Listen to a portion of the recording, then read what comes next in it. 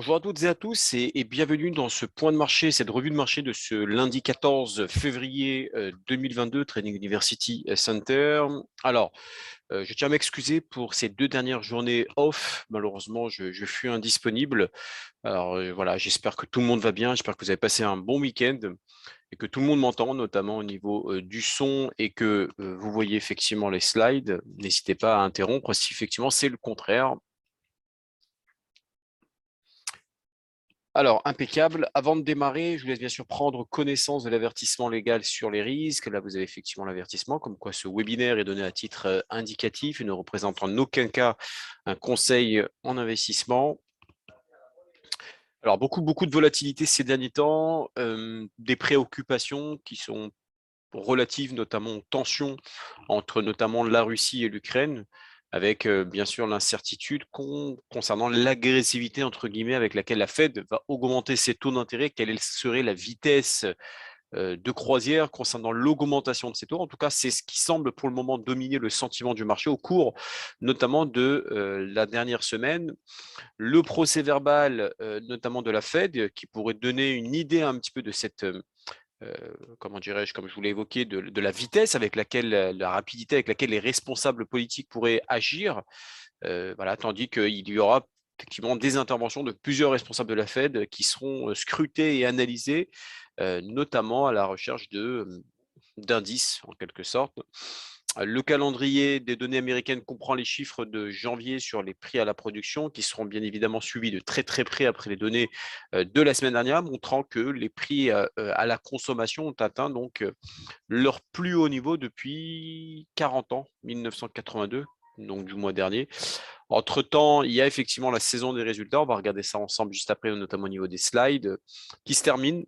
D'accord, pas avant effectivement une dernière vague de rapports et le Royaume-Uni qu'on va effectivement voir tout à l'heure avec une série de données économiques qui semblent devoir permettre à la Banque d'Angleterre de continuer de relever ces taux d'intérêt. En tout cas, voilà, plus ou moins l'introduction, tension géopolitique, on en a parlé, les trois principaux indices américains, le S&P, l'indice de référence, le Dow et également le Nasdaq, qui ont clôturé en forte baisse vendredi dernier, alors que la Maison-Blanche est avertie qu'une attaque russe contre l'Ukraine pourrait commencer donc d'un jour à l'autre.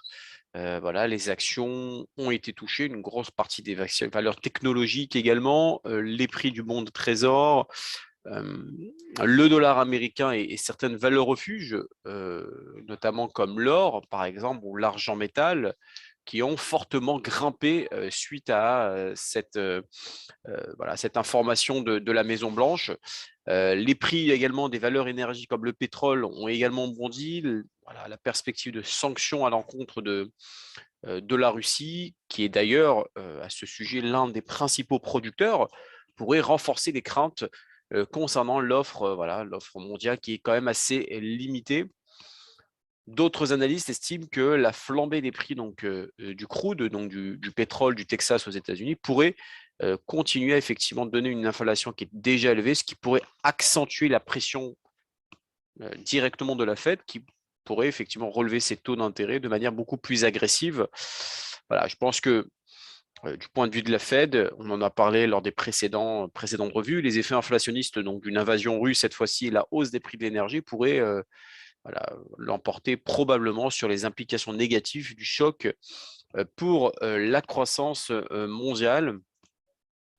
Voilà, les marchés ont déjà évalué qu'il y avait une très forte chance que la Fed relève ses taux donc d'un demi-point, soit 0,50% de pourcentage lors de sa prochaine réunion qui aura lieu le mois de mars, ce serait le 16 mars. Voilà, le compte rendu de la dernière réunion de la Fed qui a été publié, qui sera publié notamment ce mercredi dans 2 jours, qui sera vraiment scruté à la loupe. Voilà, à la recherche donc voilà, d'indications, d'informations sur l'ampleur du mouvement euh, qui est envisagé donc par les responsables. Il faut savoir que le mois dernier, Jérôme Powell a laissé, je réitère, hein, laissé entrevoir un relèvement en mars. Alors attendez, je vais fermer la porte parce qu'il y a pas mal de bruit à côté de moi.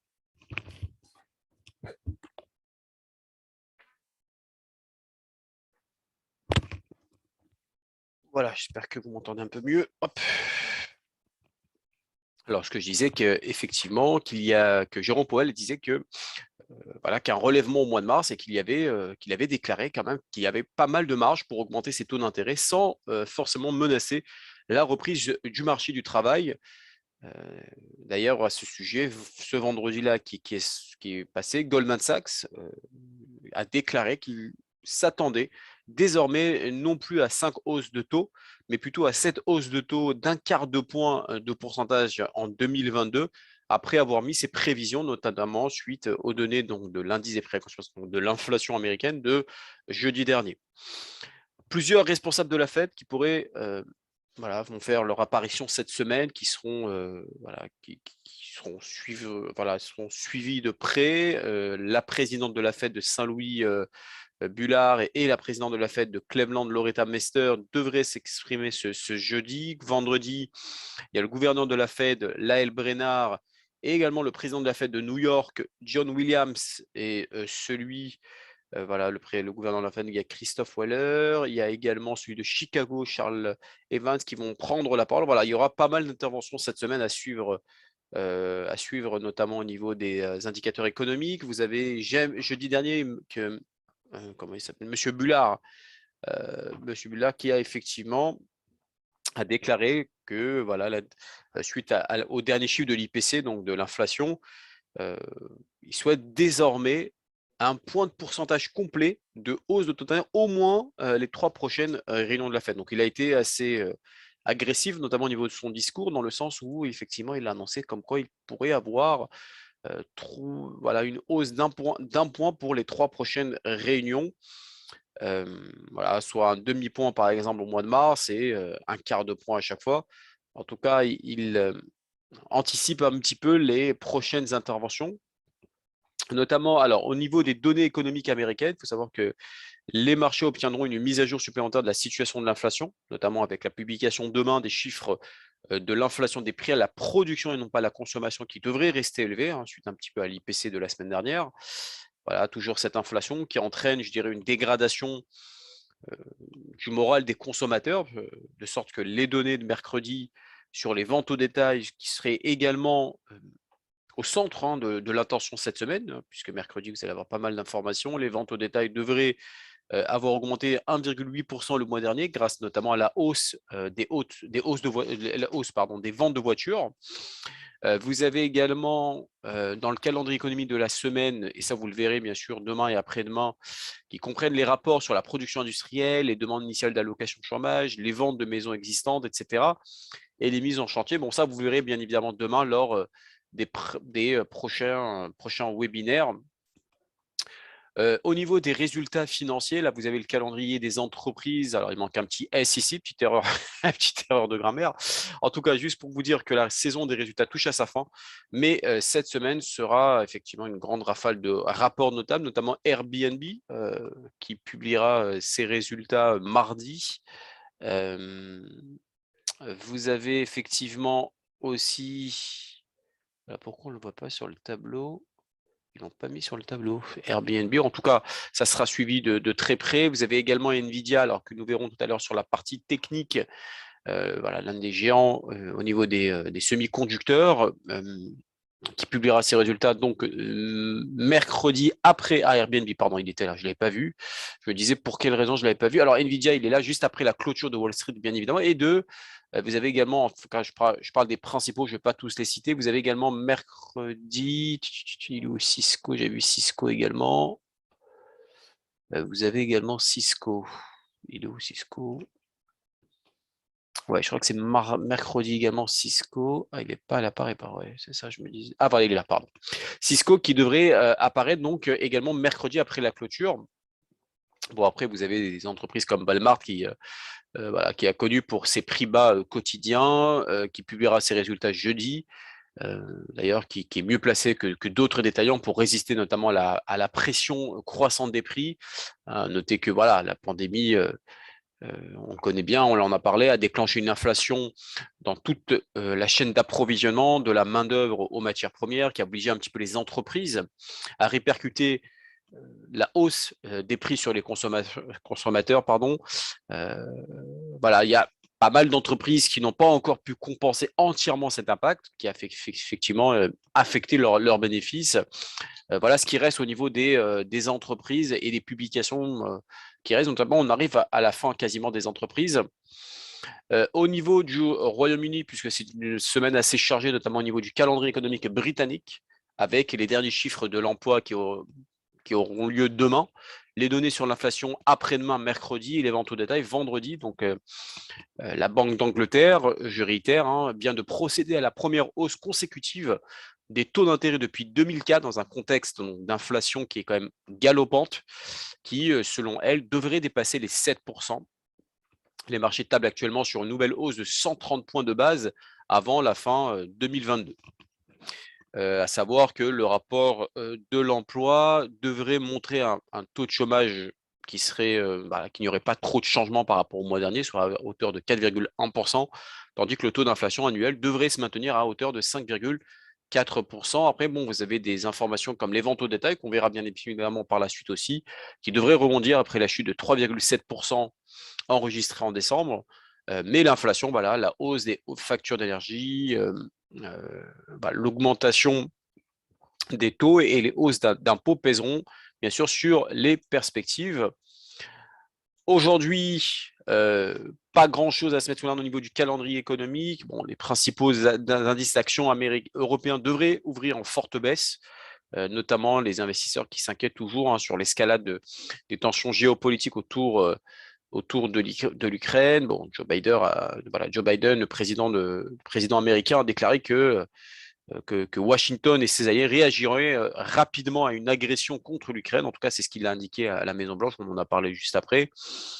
Voilà, donc il faudra suivre cela de près. Au niveau énergétique, on en a parlé, ça poursuit la hausse, notamment au niveau du pétrole.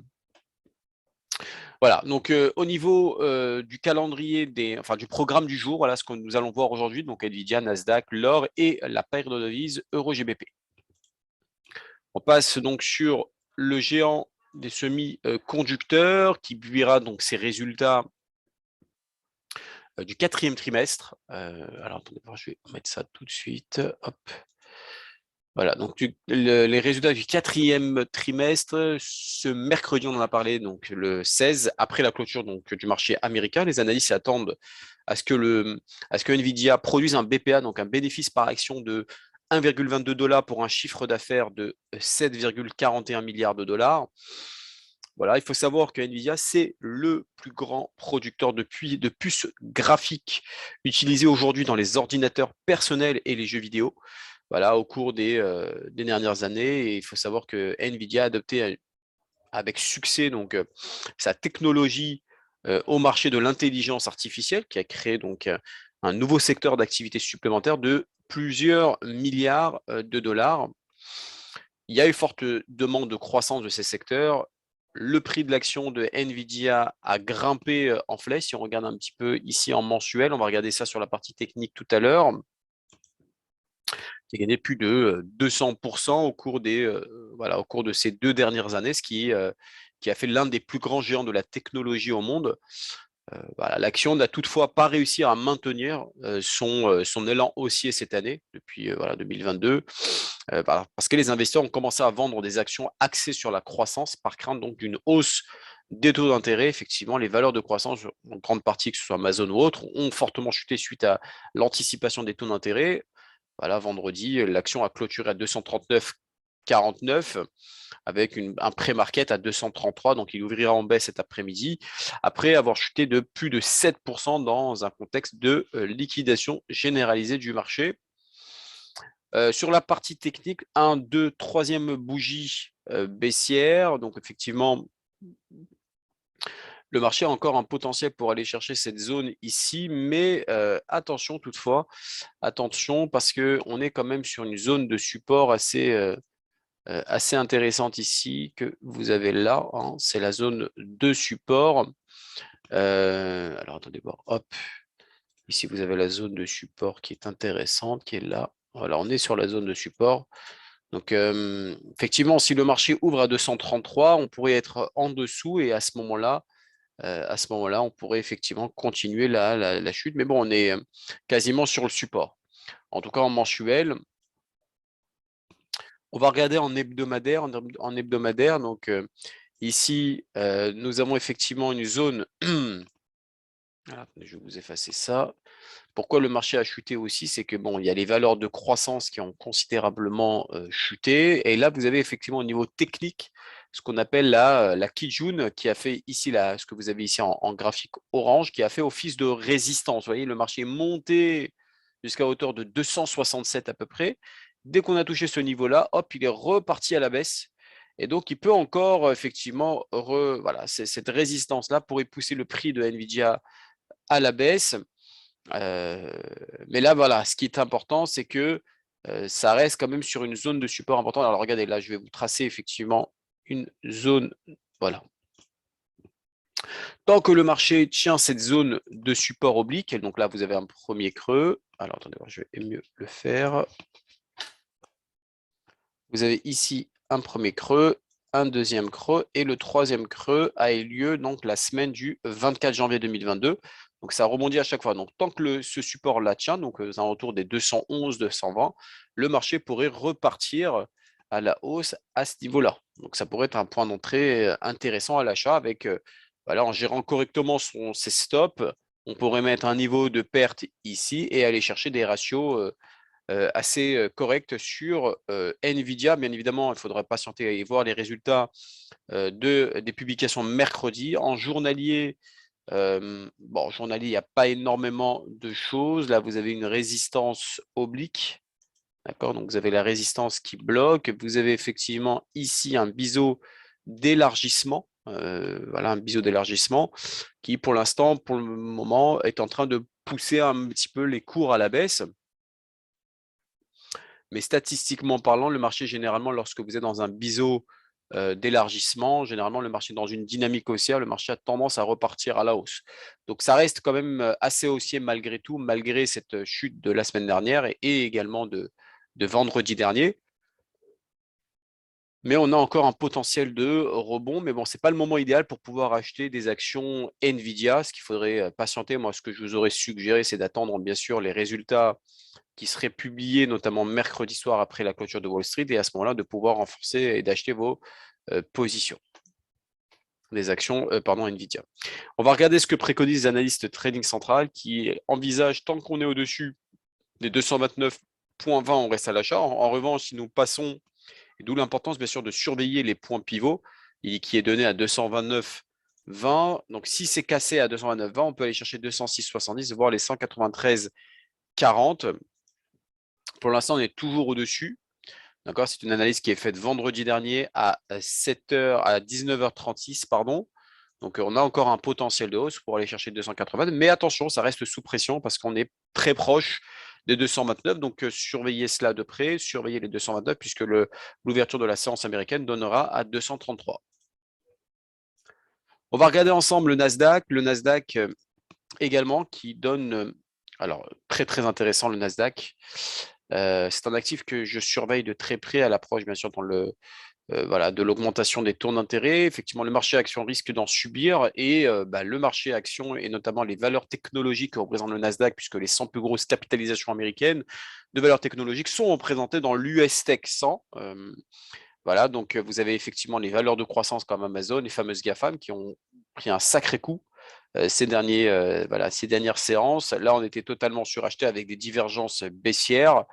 Voilà, tout nous porte à dire que le Nasdaq a encore un énorme potentiel pour perdre beaucoup, beaucoup de points. Si on se fie à la partie technique, sans parler bien évidemment de la partie fondamentale qu'on avait évoquée tout à l'heure, généralement, lorsqu'on casse la Tenkan-sen, on a tendance à être attiré par les Kijun. Et ce qui ferait, techniquement parlant, une variation de 2500 à 3000 points, ce qui est quand même énorme en soi. Donc, toute la conjoncture actuelle porte à dire qu'on peut avoir cette cassure, voilà, cette forte décélération baissière. On va regarder en hebdomadaire. Donc la divergence, vous la voyez, elle est là, hein, est quasiment ici. Voilà, qui a des prix de plus en plus haut. Alors, ce qui est intéressant au niveau technique, on en a parlé lors des précédentes revues, c'est qu'ici, on avait effectivement une sorte de double top. Double top, pour ceux qui nous rejoignent, je réitère, hein, je vous explique exactement ce qu'est un double top. Voilà, c'est ça, c'est ce type de configuration où là, effectivement, vous avez une accélération, une forme de M, un peu comme vous l'avez ici, hein, vous voyez une forme de M, cassure donc de la ligne de coup qui est là, la ligne de coup elle est là aussi, et généralement le marché est attiré et repart à la baisse. Et bon, les résultats, voilà, l'objectif a été atteint puisque généralement ce que vous avez à l'intérieur du double top, bah, vous le reportez en dessous, ça vous donnera des objectifs et effectivement les objectifs ont été atteints. Maintenant, ce qui est intéressant, c'est que vous avez un autre niveau de support ici qui a été franchi la semaine du 17 janvier 2022, pullback et retournement baissier.